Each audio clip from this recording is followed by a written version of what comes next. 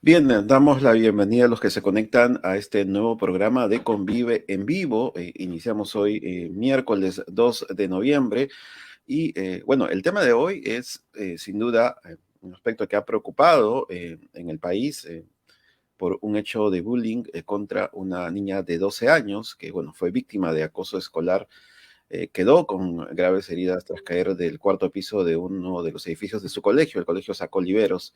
Pero para tocar con mayor profundidad el tema, porque sin duda que hay un tema de prevención importante, ya estamos conectados hoy con Marta Leiva. Ella es psicóloga especialista en desarrollo humano en Family House.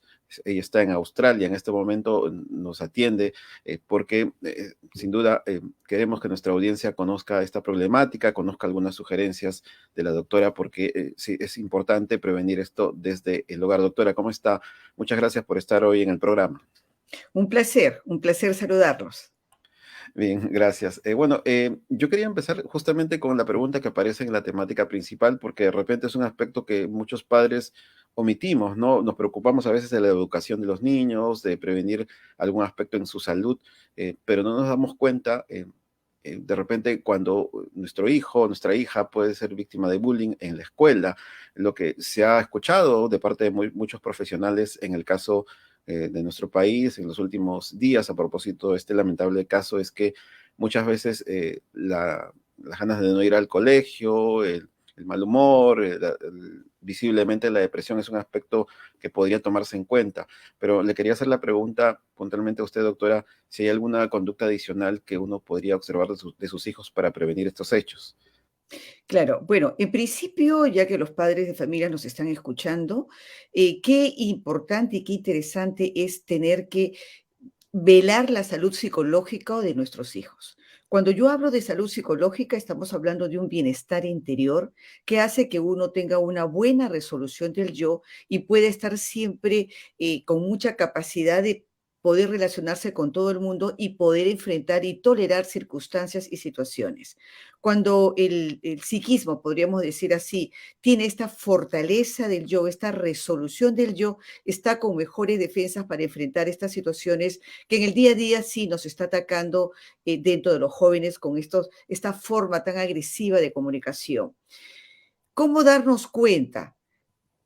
Cuando observamos que hay un opacamiento de nuestros hijos, que de un momento a otro cambia su estado de ser, su, digamos, características de ánimo son variantes, están muy ariscos, con muchas necesidades de repente de pertenecerse en la familia, es decir, de buscar el apoyo, de buscar la protección con los padres, estar muy sensibles a cada situación o de repente muy frágiles, se ponen a llorar de todo o a encolerizarse de todo, que hace que ya nos está indicando que hay situaciones internas no resueltas, ya ese psiquismo se está digamos, complicando en su propia realización. Nosotros necesitamos tener bienestar humano, bienestar emocional. Como decimos, las últimas investigaciones ya neurocientíficas nos indican que necesitamos células felices en nuestro cuerpo, no células rabiosas. Y cuando hay esta complicación, este yo se apaga, está opacado. Entonces podemos decir, no desea comer, está con un ánimo totalmente decaído, generalmente muy vulnerable a cualquier circunstancia de la vida, en forma agresiva, de repente respuestas muy toscas o de repente situaciones muy frágiles en las que prefieren estar aislados o callados. No duermen bien, se les ve inquietos, moviéndose de un lado a otro o de repente el no querer estar digamos, dejar de estar sola, siempre quiere estar acompañada de algo. Y muchas veces también notamos de que los hijos ya no desean dormir inclusive solos en sus cuartos, sino buscan la compañía o se van al cuarto de los padres. Y estamos hablando de jovencitos de 12 años, 13 años, que están presentando estas características. Entonces, aquí sí hay que preguntarse inmediatamente y observar de que la situación de nuestro hijo no está yendo bien, algo debe estar pasando y es muy probable que cuando averiguamos ya nos vamos a encontrar con, digamos, con historias que están complicándole la realidad de su hijo, ¿no? Justamente uno de los aspectos que notábamos era que justo el acercamiento que podría tener con un hijo que ya tiene pues 8, 9 o 10 años, un poco más, eh, y la confianza, es complicado lograrlo porque no se ha cultivado de repente desde un inicio o porque son bastante pequeños y hasta cierta edad se les tuvo un cuidado, más aún con el COVID. eh, Muchas veces no se logra conectar con los hijos, no se logra que cuenten estos hechos. ¿Cómo generar o cómo acercarnos, ¿no?, a ellos? Porque de repente algunos niños sentirán, mi padre me va a recriminar si es que le cuento que me está maltratando en el colegio. ¿Cómo abordar ese problema? ¿Cómo acercarnos más a ello y darles esa confianza de contar lo que les está pasando? Claro, aquí básicamente ya estamos viendo de que hay un problema de falta de comunicación. La comunicación vinculada es efectivamente algo que se tiene que construir a lo largo de la vida de la criatura. Desde cuando son pequeños, nosotros siempre decimos, no se olviden la necesidad del abrazo, ese abrazo, esos mensajes sumamente positivos que hace de que el psiquismo se alimente, esa inteligencia emocional empiece a funcionar porque se siente nutrido con estos, digamos, atributos que los padres brindan para los hijos. Tenemos que entender que los padres son códigos cerebrales muy importantes en el cerebro de toda criatura. Son los que mapean nuestras emociones y dirigen nuestras conductas. Entonces, por lo tanto, el acercamiento continuo ya es un acto de prevención porque le estamos dando el soporte a lo largo de lo que implica su vida. Cuando no se dio, nosotros decimos inmediatamente busque reconectarse. ¿Cómo? Y nosotros decimos, vaya con los abrazos. Es muy probable que el puber, en este caso los jovencitos o los chiquitos de entre 12 a 14 años, a veces no aceptan los abrazos porque buscan sentirse independientes. Entre comillas, no aceptan, pero en el fondo sí lo desean. Entonces el padre simplemente dice es que yo te quiero dar un abrazo, se le da el abrazo, nos crea el rechazo de momento, no nos compliquemos, nos sonreímos y decimos, solo quiero decirte que te amo, solo quiero decirte que estoy ahí para poderte escuchar. De esta manera, en formas muy, digamos, muy repetidas, se va logrando ese valor de la confianza y poco a poco se empieza ya a conversar con él o con ella y empezar a abrir ese diálogo que nosotros necesitamos para que pueda fluir esta sensación de este mundo interno. Nos encontramos con muchos jóvenes que tienen mucho mundo interior. Se hablan a sí mismos, pero son incapaces de poder hablar hacia sus padres. Y a veces ese querer sacar esta información lo hacen con las personas menos favorables o de repente que pueden ser muy tóxicas y que lo usan ahora para maltratar a la criatura. Entonces, ahí tenemos que inmediatamente nosotros chequear. Cuando hablamos de bullying o a partir de qué edades se puede presentar. Créanme que esto se da desde el momento que el ser humano se relaciona con otras personas. Y en este caso, puedo decir chicos, niños inclusive de 6 años, que ya están relacionándose, están en el primer grado, que son las partes en donde ya se esperan las relaciones de grupo, y es ahí donde inmediatamente empiezan a complicarse los chiquitos, empiezan a burlarse.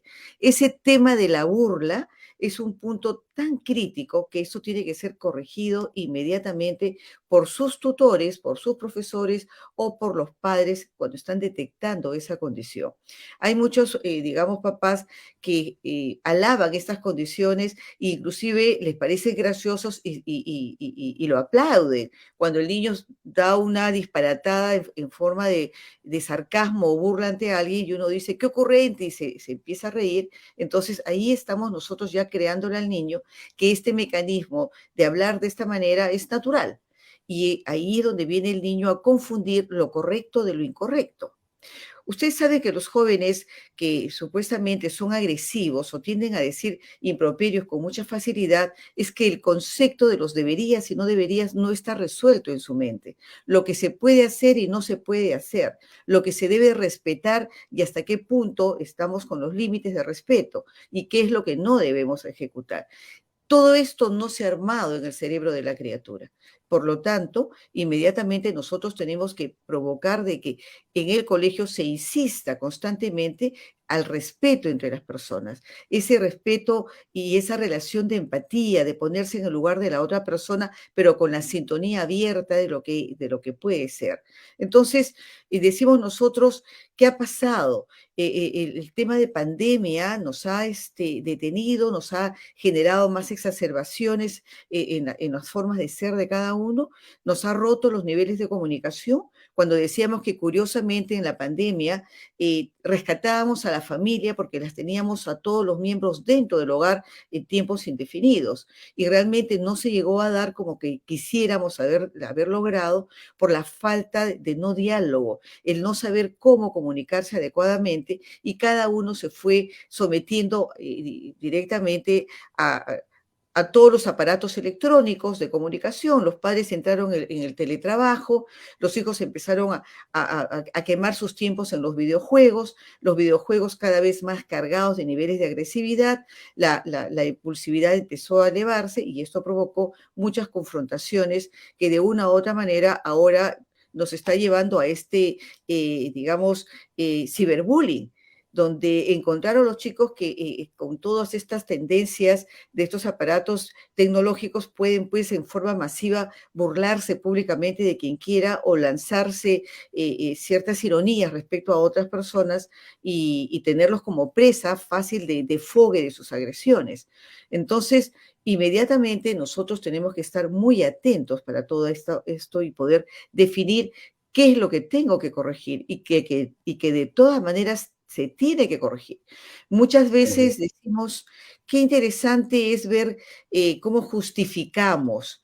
Son edades formativas, decimos son todavía pequeños, no toman mucha conciencia de la realidad y lo dejan en una forma muy sutil, un diálogo de momento y ahí quedó todo. Y eso es uno de los graves problemas.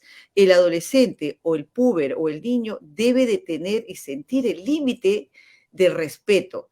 Debe de sentir lo que no puede hacer y cómo inmediatamente empezar a disculparse, porque esa es otra condición de reparar la situación en la que está haciéndose responsable de la acción. Si no damos estas correcciones, nunca va a haber freno. El cerebro necesita tener un tope, necesita sentir hasta dónde puede llegar y hasta dónde no. Por eso hablamos del valor de la comunicación y el respeto en todos los momentos establecidos. Y eso es algo muy importante que tenemos que tomar en cuenta. Sí. Yo quería, antes de continuar con la pregunta, dar dos cifras que de hecho han sido actualizadas a propósito de este lamentable caso de esta niña de 12 años, ¿no? En el caso de Perú, por ejemplo, hasta septiembre de este año se han reportado entre 9 o 10 casos diarios de bullying, ¿no? Comprobado y registrado por el Ministerio de Educación. Probablemente muchos de estos todavía estén invisibilizados. Y bueno, la UNESCO también ha dicho de que en el mundo de cada tres adolescentes, uno de cada tres adolescentes sufre de acoso escolar.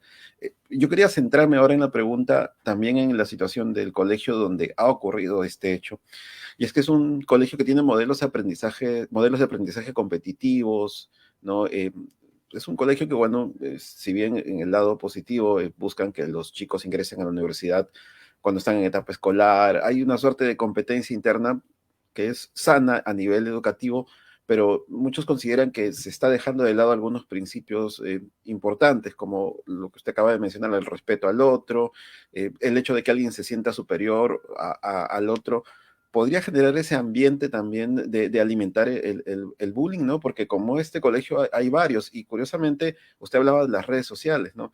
Este colegio tenía espacios en redes sociales donde había ciberbullying a los chicos, ¿no? Estos ya fueron borrados, pero el día que salió la denuncia, el papá de la niña mostró por lo menos tres espacios en Instagram donde se burlaban no solamente del aspecto físico, sino del rendimiento escolar de otros, habían comparaciones entre uno y otro. Eh, este modelo escolar debería ser de repente un poco revisado para evitar que ocurran estos hechos. ¿Y qué opina en general de cómo aquí se incubó un hecho tan lamentable que esperemos no siga ocurriendo? Claro, aquellos colegios que fomentan la relación del poder, ya estamos yéndonos en caminos sumamente complicados. Nosotros tenemos que, digamos, basarnos en las relaciones humanas y fortalecer las relaciones humanas, crear el entrenamiento para una adecuada comunicación y respeto hacia los demás. Y lógicamente buscar esa sensación de conexión sensitiva, de esa conexión trascendente, que sé que lo que yo estoy haciendo para ti es de ayuda al prójimo, de entendimiento. Cuando creamos estos falsos poderes, estamos hablando de que existe un ganador y un perdedor.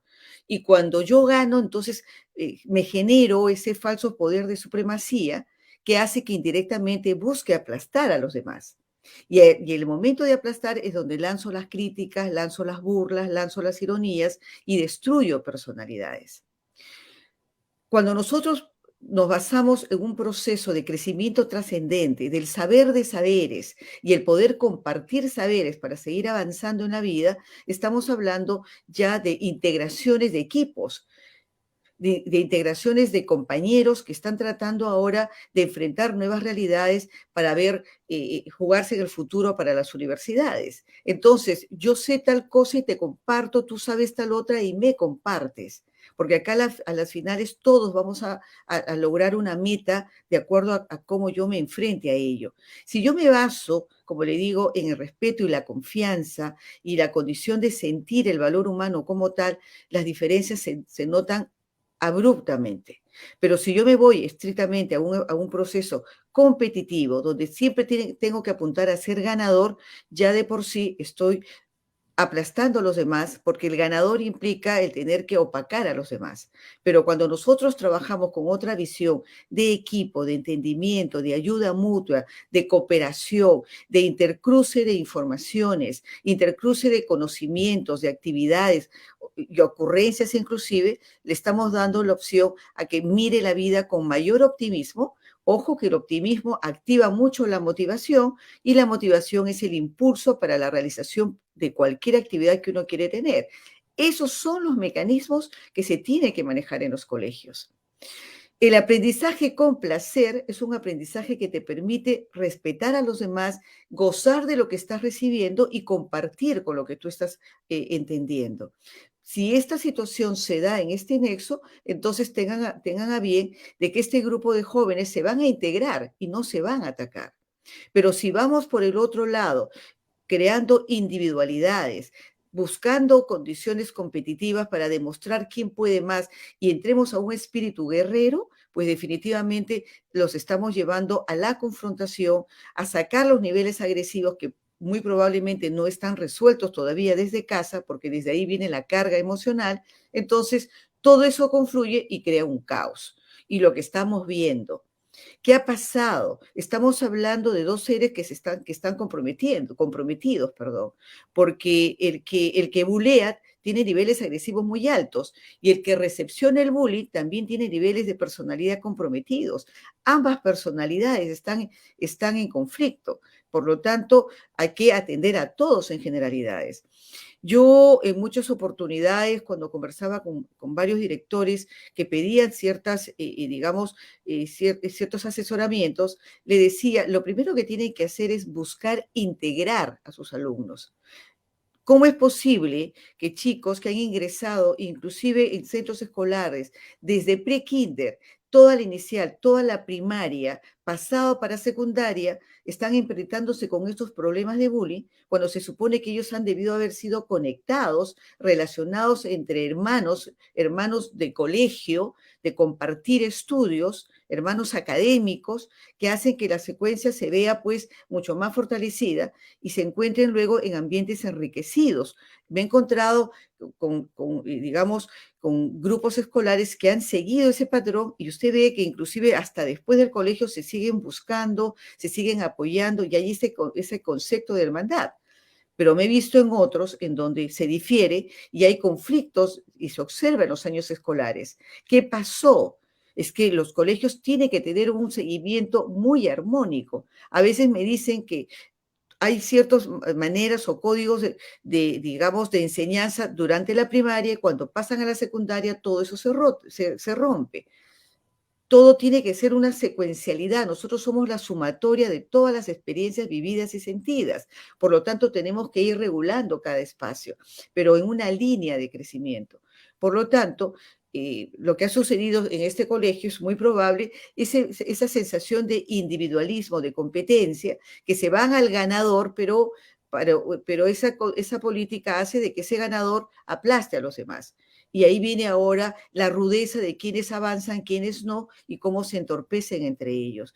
No podemos estar con educaciones del siglo pasado, en donde el inteligente era señalado como el más exitoso y el que no rendía era el burro. Y era el catalogado como que el que era el mal estudiante, cuando ahora sabemos que basta que el humano, independientemente de la edad, el ser humano, independientemente de la edad, basta que encuentre su espacio, su territorio para que se repotencie y se reinvente. Y empezamos a esos, digamos, a estos jovencitos con esos despertares que de momento parecían que eran alicaídos y no lo son. Basta que el cerebro encuentre esa sensación de acomodación, de placer, de satisfacción, automáticamente se repotencia y empieza a avanzar. Por eso es que necesitamos mucha filosofía de vida. En el colegio se debe de manejar el respeto humano. Lo que decía con los directores, cuando ingresen al aula, qué importante es que todos se reciban con el primer abrazo de saludo de hermandad y se comparte los abrazos en el conjunto. Y luego inmediatamente los pensamientos positivos de cada uno por grupos, se van turnando por días, pero yo ahora hablaré digamos, de Fernando y diré todo lo positivo que veo en Fernando. Fernando hablará de Roberto y hablará todo lo positivo de Roberto en el mismo aula, en la misma aula, y se van escuchando estos aspectos de estos pensamientos positivos que refuerzan la autoestima, el autoconcepto, y se van ayudando a crear un ambiente de mayor armonía. Entonces, de esta manera ya estamos nosotros cumpliendo con lineamientos básicos que son tan simples que deberíamos de hacerlo en forma continua y diaria. Entonces, estamos alimentando los cerebros emocionales de integración, de respeto, de unidad y compartir los conocimientos, porque de eso se trata el colegio, de recepcionar y compartir información, compartir conocimientos basados en un equipo que tiene que estar sostenido y muy bien hermanado para lo que va a ser en el soporte de la vida a lo largo de lo que significa estas proyecciones de crecimiento personal. Si nosotros manejamos esa filosofía, créanme que estos tipos de dificultades desaparecen porque ya el niño, el púbero, el adolescente se va sintiendo nutrido en su interior.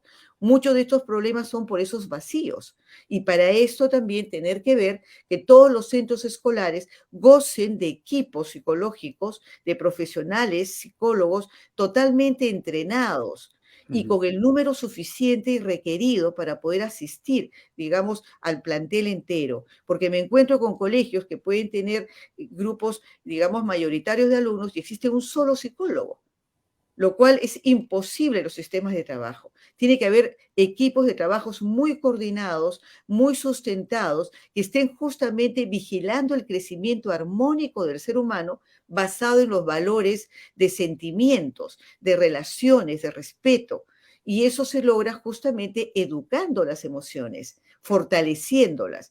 Y que viene, como también le digo, desde la casa. Se conversa con los padres, están en conexión constante padre colegio, colegio padres, y estamos hablando de buenos principios educativos. Ujú. Que ya no se tengan estos paradigmas, por ejemplo, del siglo pasado, de que yo mando al colegio a que lo eduquen, y los Ujú. profesores lo decían con mucha facilidad. Mi tema de responsabilidad es dictarle las clases. Yo no tengo nada que ver con conducta, porque conducta lo ve los padres de familia. Entonces, Ujú. a la larga, todo esto confundió. Y lo que nosotros tenemos que hacer es una secuencialidad de integración uno a otro, porque el tiempo de permanencia de los chicos, de los niños y de los adolescentes se da en la casa y en el colegio. Son los dos lugares en donde imponen mayor cantidad de horas permanecidas. Ujú. Entonces, por lo tanto, la secuencialidad tiene que darse de uno a otro, ¿no? Ujú. Eso sería el mayor consejo que podríamos nosotros manejar. Claro, doctora, lo que usted dice es muy importante. Lamentablemente, en nuestro país, pues, la última realidad que hemos sabido sobre los psicólogos es que efectivamente lo que usted ha comentado, ¿no? En los colegios nacionales hay un solo psicólogo bueno, lamentable es que no todos están todo el día en el colegio. Imagínese usted el gran universo escolar que pueda haber en número. Ahora, me llamó mucho la atención lo que habló usted de integrar a los alumnos, de conectarlos y relacionarlos, ¿no? Em, eso es una práctica que probablemente tendría que estar dentro de las políticas educativas Así muy es. precisa, ¿no? Hay una mención al bullying, pero un poco viniendo del COVID, este concepto es manejado antes del COVID, ¿no? Lo curioso es que los niños han estado asistiendo a clases remotas, muchos probablemente ni se han conocido físicamente, recién lo han hecho cuando se han retomado las clases, y a partir de ahí, esa, entre comillas, ese momento de acelerar ese vínculo ha provocado estos problemas. Y ahí viene mi siguiente pregunta. Eh, Entendiendo la realidad de nuestro país, ¿qué podemos hacer los padres? He escuchado mucho que se habla de reforzar la autoestima, de hecho usted ha hablado del abrazo y de darle la confianza a los chicos, pero un aspecto que probablemente los niños se han visto disminuidos es en la autoestima, ¿no? Cuando están en casa, han estado encerrados, probablemente en un hogar que no necesariamente es estable y su autoestima ha decaído. ¿Cómo alimentamos y cómo los ayudamos para mejorar esa autoestima? Porque también en los casos de ciberbullying, muchos de ellos creen que son culpables, ¿no? De que los ataquen así. ¿Qué consejo les daría justamente a los padres para mejorar ese aspecto? Claro, aquí estamos hablando de vacíos emocionales. Pudimos estar en casa, como decimos nosotros, no solo es la presencia física, es la presencia emocional y afectiva que tiene que usted dar como dosis para fortalecer el crecimiento humano.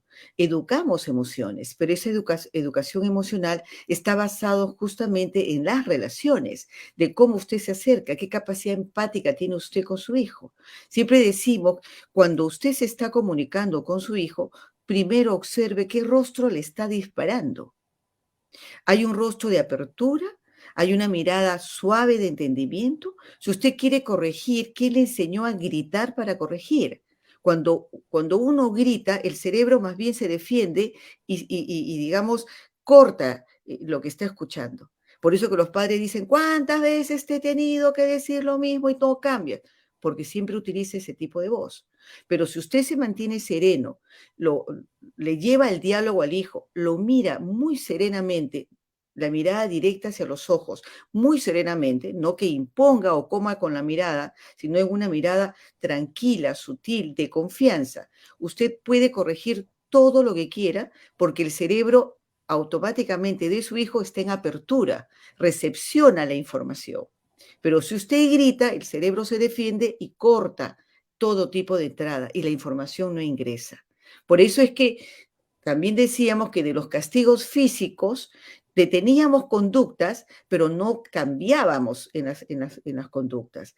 Por ello venía este famoso dicho que cuando el gato no está, los ratones hacen fiesta, porque siempre necesitábamos que estén vigilados para que recién cada cual actúe.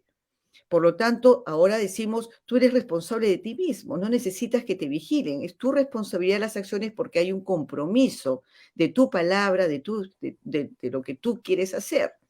Si es que logramos eso dentro de la comunicación con nuestros hijos, ver nuestro tipo de rostro, el tipo de voz que empleamos para poder comunicarnos bien, el diálogo continuo con una mirada sincera y franca, entonces démonos por bien servidos dentro del calor familiar.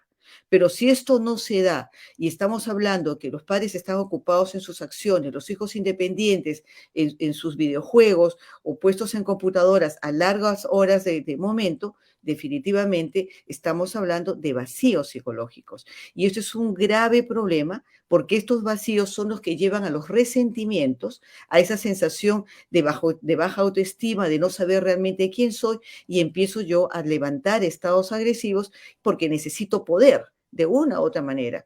El humano no puede vivir sin poder, curiosamente, pero nosotros hablamos del poder de trascendencia. Es como decir, yo me siento poderosa de lo que sé y la humildad que me brinda el saberlo para poder transmitir a los demás, que es la gran diferencia a ese poder autocrático, competitivo y aplastante por vacíos, por miedos o por temores. Entonces hay que definir esos tipos de cosas. Si nosotros, por ejemplo, en el siglo pasado hablábamos de competencia, era que yo ganaba y yo aplastaba al anterior, porque hacía perder a los demás para yo ganar. Pero si yo hablo ahora en un tema, digamos, de crecimiento existencial, de cuáles son tus competencias, estamos hablando de cuáles son tus habilidades, pero habilidades para el compartir, para el trabajo en equipo, para hacernos más sólidos y poder desarrollarnos en mejor condición. Eso es lo que necesitamos. Entonces, todo este sistema de manejo familiar se tiene que darse dentro de estas condiciones, dándole el valor a la comunicación, establecer los diálogos, establecer las miradas, generar las risas, generar los abrazos, esa sensación de confianza que se tiene que lograr a través de ello, y créame que los resultados van a estar mucho más adecuados. No va a haber estos vacíos y eso va a hacer que los jóvenes vayan con mucha más facilidad a integrarse dentro de las aulas. Y si en las aulas el profesor o el tutor toma tiempo para darle el saludo emocional de cercanía entre todos, no estar buscando la competencia, sino el intercambio de información, validando las posiciones, entonces estamos hablando de que sí nos estamos integrando realmente en la misma sintonía de lo que es el colegio con lo que es la casa. Y por tanto ya estamos diciendo que estamos sosteniendo personalidades saludables. Pero si esto no se da y están los divorcios en todas estas condiciones, el colegio incongruente, la casa vacía, también incongruente en sus relaciones humanas, de qué personas estamos hablando, qué queremos nosotros llegar como, digamos, como resultado. No, no se va a ver una personalidad sana. Nos queremos basar en la famosa resiliencia, pero no todos hacen resiliencia, no todos pueden cambiar sobre el obstáculo. Entonces, y usted acaba de señalar algo muy importante, las estadísticas.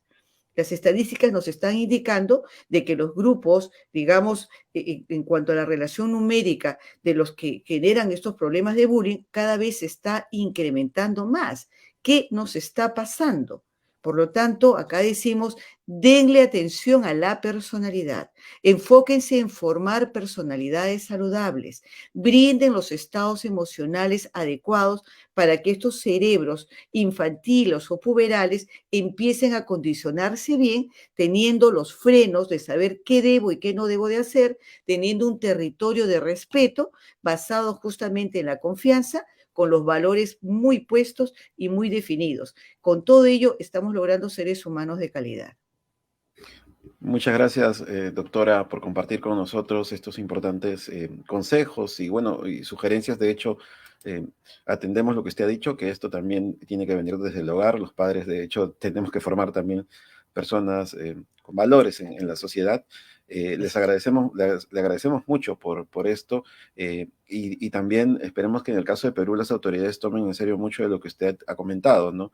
Vivimos en una realidad diferente, es verdad, pero también a mí me llama la atención. Yo de niño he tenido una etapa escolar muy crítica en momentos de crisis económico, pero tuve un buen profesor, ¿no? Y de hecho eso es algo que valoro ahora, ¿no? Esperemos que también los buenos profesores puedan escuchar sus sugerencias, ¿no? Sobre todo para generar este ambiente positivo en las aulas, que lamentablemente a veces no se da. Muchas gracias a la doctora Marta Leiva, ella es psicóloga clínica y directora del Centro de Formación Integral y Desarrollo Humano Family House, por habernos hecho estas importantes recomendaciones. ¿Algo final que agregar, doctora, para concluir? Simplemente sentir que la vida nos pertenece a todos y hay que aprender a vivirla en las mejores condiciones. Si nosotros nos validamos como seres de bien, entonces tenemos que entender que esta sensación de bienestar hay que lograrla educando a la mente para eso. Los padres, por favor, la responsabilidad de darle bienestar emocional a sus hijos, y los profesores a nivel de las aulas reforzar esos estados de bienestar. Si logramos este concepto, vamos a tener mucho, mucho terreno ganado. Y cualquier cosa estoy a su disposición. Muchas gracias, doctora. Que tenga usted buenas tardes. Un saludo a la distancia. Que le vaya muy bien. Muchas gracias. Muchas gracias para ustedes. Un placer. Nosotros volvemos en el programa la próxima semana.